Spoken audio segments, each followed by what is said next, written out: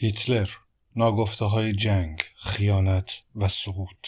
آوریل 1945 در اعماق شهر ویران شده برلین در یک مقبره بتونی به نام فورر بانکر تاریخ در حال نوشتن آخرین و تاریک‌ترین فصل خود بود. مردی که زمانی اروپا را به لرزه درآورده بود، اکنون یک شبح درهم شکسته بود که در انتظار پایان می‌لرزید.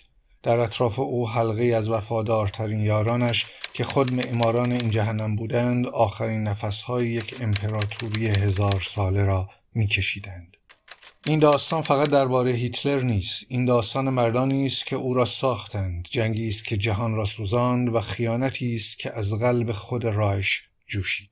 ما به شما خواهیم گفت که سربازان هیتلر برای بیدار ماندن و جنگیدن چه ماده مخدری مصرف می‌کردند. از پیروزی‌هایی خواهیم گفت که به قیمت نابودی به دست آمد و از سرنوشت هولناک زنان آلمانی پس از شکست.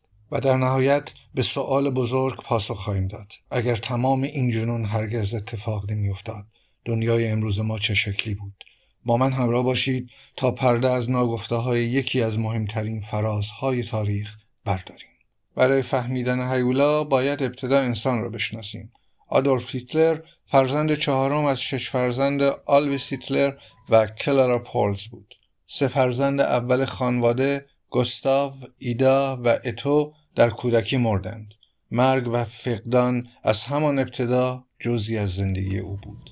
پدرش آلویس یک کارمند گمرک سختگیر و خشن بود که آدولف را مرتباً تنبیه می‌کرد و اصرار داشت او هم یک کارمند دولت شود. اما آدولف از پدرش متنفر بود و رویای هنرمند شدن را در سر می‌پروراند. در مقابل او مادرش کلارا را دیوانه‌وار دوست داشت. کلارا زنی آرام و مهربان بود که تمام عشقش را نثار فرزند بازمانده‌اش می‌کرد. مرگ پدرش در سال 1903 شاید برایش یک تسکین بود، اما مرگ مادرش بر اثر سرطان سینه در سال 1907 او را کاملا در هم شکست. نکته‌ای که کمتر کسی می‌داند: پزشک مادرش، دکتر ادوارد بلوخ، یک پزشک یهودی بود که به خاطر وضعیت مالی خانواده هیتلر هزینه کمی از آنها گرفت. هیتلر جوان در آن زمان از او عمیقاً سپاسگزار بود و حتی سالها بعد پس از الحاق اتریش به آلمان به او لقب یهودی نجیب را داد و اجازه داد بدون مزاحمت از کشور خارج شود. این نشان می‌دهد که نفرت او از یهودیان یک پدیده کاملا شخصی و ناشی از یک اتفاق خاص مثل شایعه تجاوز به مادرش که کاملا بی اساس و دروغ تاریخی است نبود.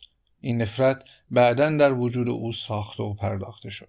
پس از مرگ مادر، هیتلر به وین رفت، پایتخت رویاها. اما وین رویای او را نابود کرد. او 2 بار از آکادمی هنرهای زیبا رد شد. داوران به او گفتند که در آثارش استعدادی برای کشیدن انسانها نیست. این شکست تحقیرآمیز و ویرانگر بود. او سالهای بعد را در فقر مطلق در نوانخانه‌ها و گرمخانه‌های عمومی گذراند. در همین کوچه‌های سرد و تاریک وین بود که ذهن او مسموم شد. او به خواندن جزوه‌ها و روزنامه‌های ضد یهودی و ملی‌گرایانه روی آورد. در شهری که ملیت‌های مختلف در کنار هم زندگی می‌کردند، او به این نتیجه رسید که مشکلات جامعه، فقر خودش و شکست آلمان بزرگ همگی زیر سر یک گروه است: یهودیان.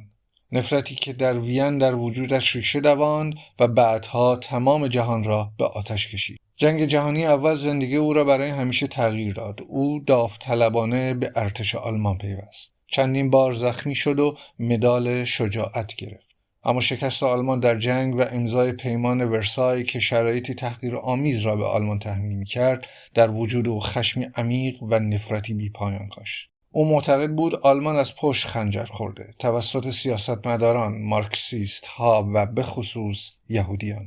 هیتلر به تنهایی حکومت نمی‌کرد. او توسط گروهی از جاه طلبان، متعصبان و بوروکرات‌های بی‌رحم احاطه شده بود که برای جلب نظر او با یکدیگر رقابت می‌کردند. این رقابت داخلی خود یکی از دلایل ناکارآمدی و سقوط نهایی رایش بود. هرمان گورینگ، رایش مارشال خوشگذران، خلبان قهرمان جنگ جهانی اول و مرد شماره 2 رژیم.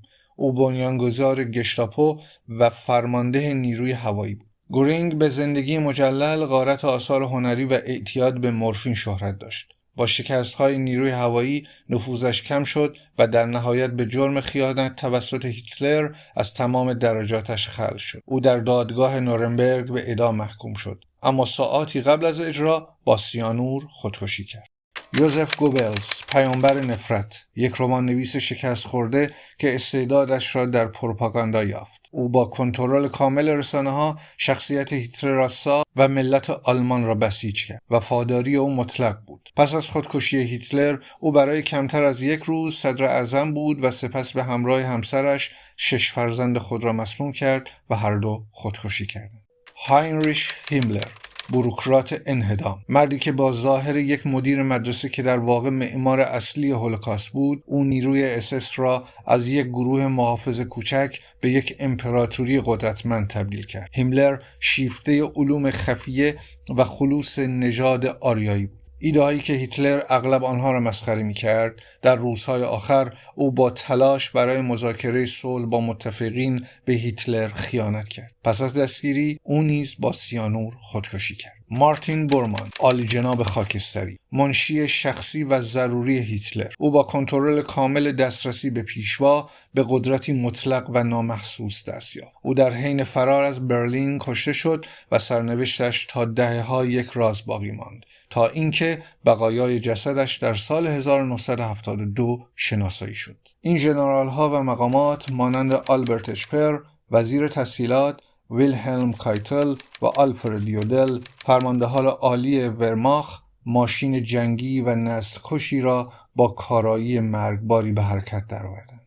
جنگ جهانی دوم که 6 سال و 1 روز به طول انجامید، در 1 سپتامبر 1939 با حمله به لهستان آغاز شد و در 2 سپتامبر 1945 با تسلیم ژاپن پایان یافت. در اروپا جنگ در 8 مه 1945 با تسلیم بی‌قید و شرط آلمان خاتمه یافت.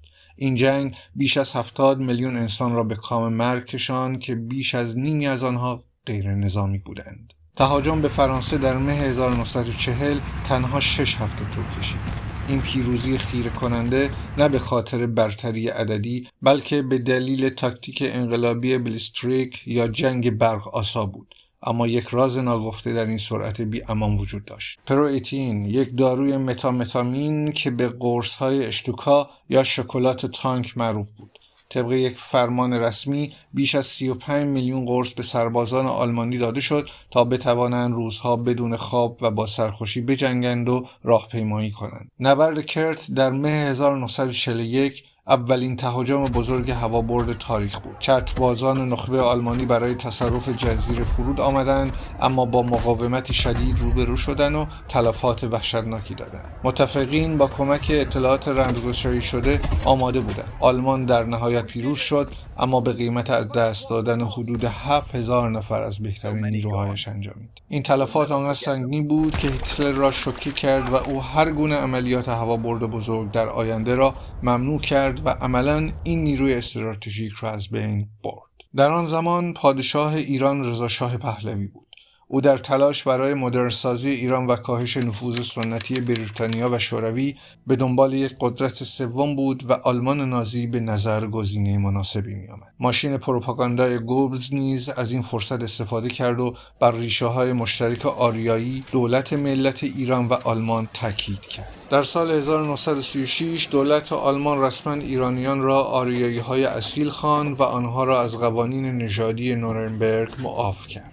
این رابطه صرفاً تبلیغاتی نبود. آلمان به بزرگترین شریک تجاری ایران تبدیل شد، اما با شروع جنگ و حمله هیتلر به شوروی این رابطه برای ایران خطرناک شد. متفقین برای رساندن کمک به شوروی به یک مسیر امن نیاز داشتند و ایران پل پیروزی بود. به همین دلیل در سال 1320 بریتانیا و شوروی به ایران حمله کرده کشور را اشغال کردند و رضا شاه را مجبور به استعفا و تبعید نمودند. شکست آلمان با 2 اشتباه استراتژیک بزرگ رقم خورد. حمله به اتحاد جماهیر شوروی در ژوئن 1941 که یک جبهه فرسایشی و بی‌پایان را باز کرد و اعلان جنگ به ایالات متحده در دسامبر 1941 که بزرگترین قدرت صنعتی جهان را وارد درگیری کرد. آلمان در یک جنگ 2 جبهه‌ای که توان پیروزی در آن را نداشت گرفتار شد. با وخیم شدن اوضاع جنگ شیمیدانان نازی داروی قوی‌تری ساختند. این دارو روی زندانیان اردوگاه آزمایش شد و آنها را مجبور می‌کرد تا 96 کیلومتر بدون خستگی راهپیمایی کنند. در حالی که آلمان به سمت نابودی می‌رفت، گروهی از افسران ارشد به این نتیجه رسیدند که در راه نجات حذف هیتلر است. مشهورترین تلاش توطئه 20 ژوئیه 1944 به رهبری سرهنگ اشرافزاده کلاوس فون اشتافنبرگ بود. طرح این بود: اشتافنبرگ بمبی را در کیف خود در جلسه توجیه هیتلر در قرارگاه لانه گورگ کار بگذارد و سپس با استفاده از طرح اضطراری عملیات والکری کنترل برلین را به دست گیرد. اما همه چیز اشتباه پیش رفت. جلسه به طور غیرمنتظره از پناهگاه بتونی به یک کلبه چوبی منتقل شد که قدرت انفجار را کم می‌کرد. اشتافنبرگ فقط توانست یکی از دو بمب را مسلح کند و از همه بدتر، پس از اینکه او کیف را زیر میز گذاشت، افسر دیگری آن را به پشت پایه سنگین میز منتقل کرد و هیتلر را از موج اصلی انفجار نجات داد. هیتلر با جراحات جزئی زنده ماند. خبر زنده ماندن او کودتا را در نطفه خفه کرد. انتقام هیتلر وحشتناک بود.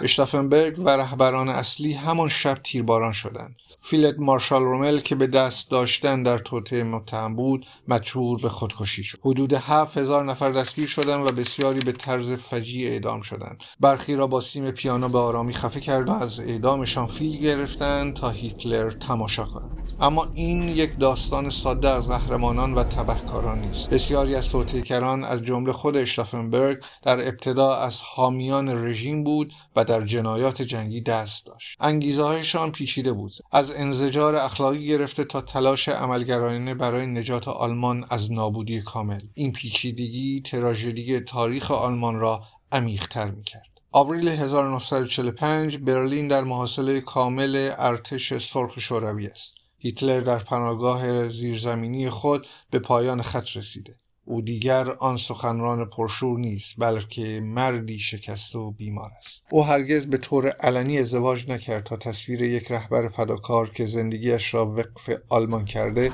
حفظ کند، اما او یک زندگی خصوصی پنهانی داشت. همراه همیشگی او اوا براون یک زن جوان اهل مونیخ بود. رابطه آنها نزدیک به 14 سال طول کشید، اما مردم آلمان تا پس از مرگشان چیزی از وجود او نمی‌دانستند. هیتلر هیچ فرزندی نداشت. در آخرین ساعات او دو کار را انجام می‌دهد. با اوا براون رسما ازدواج می‌کند و وصیت‌نامه سیاسی خود را می‌نویسد. در 30 آوریل 1945 پایان فرا رسید. شواهد قطعی تاریخی و گفته‌های شاهدان عینی تایید می‌کنند که اوا براون با سیانور و هیتلر با شلیک گلوله به سرش خودکشی کردند. هیچ مدرک معتبری مبنی بر فرار او وجود ندارد. طبق دستور خودش اجسادشان را به باغ صدارت عظیمی برده و سوزاندند تا به دست دشمن نیفتند. اما هیتلر شخصا کسی را کشته بود؟ به جز خودش؟ خیر.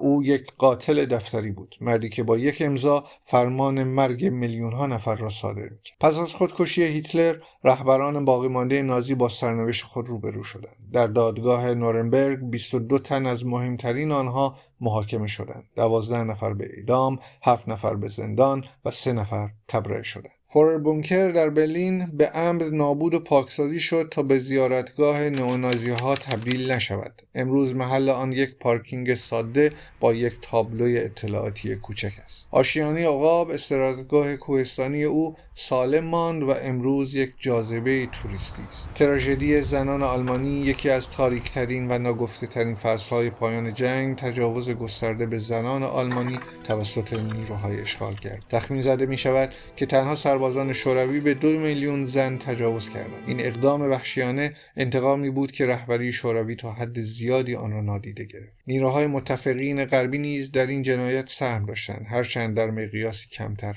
این فاجعه زخمی عمیق بر پیکر جامعه آلمان گذاشت که قربانیانش هرگز به رسمیت شناخته نشدند. اگر سناریوی دنیای بدون جنگ جهانی دوم. حالا که عمق فاجعه رو درک کردیم، به سناریوی جایگزین برگردیم.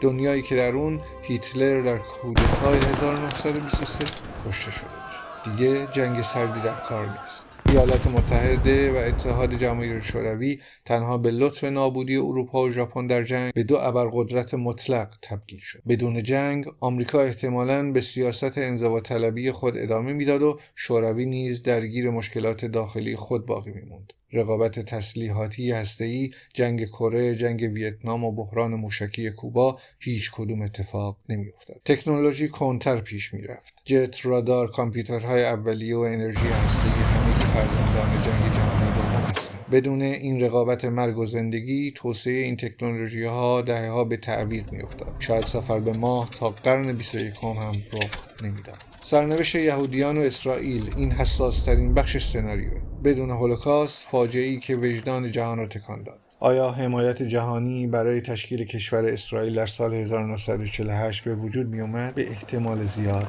نه. سرنوشت یهودیان اروپا مسیری کاملا متفاوت رو طی می‌کرد. شاید همچنان با تبعیض و آزار روبرو بودند، اما از نسل کشی صنعتی جان سالم به در می‌بردند. تأثیر بر ایران.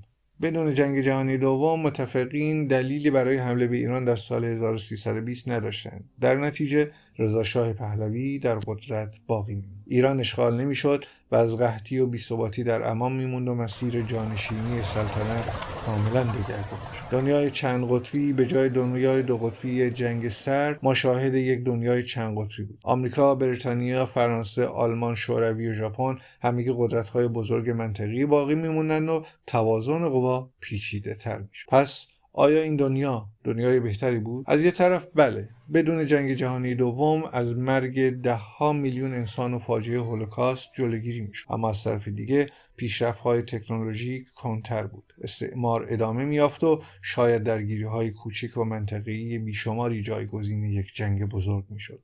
تاریخ هیچگاه یک پاسخ ساده به ما نمیده. داستان رایش سوم یادآوری تلخی از اینکه چگونه ایدئولوژی‌های نفرت پراکن زمانی که با قدرت مطلق ترکیب بشن میتونن تمدن رو به ورطه نابودی بکشونن. این داستان به ما نشون میده که تاریخ مجموعه‌ای از حوادث اجتناب ناپذیر نیست، بلکه نتیجه انتخاب‌های انسان هاست. نظر شما چی؟ سناریوی شما از دنیای بدون هیتلر چیه؟ در کامنت ها برای ما بنویسید. اگر از این سبک ویدیو خوشتون اومد، حتما کانال ما رو سابسکرایب کنید.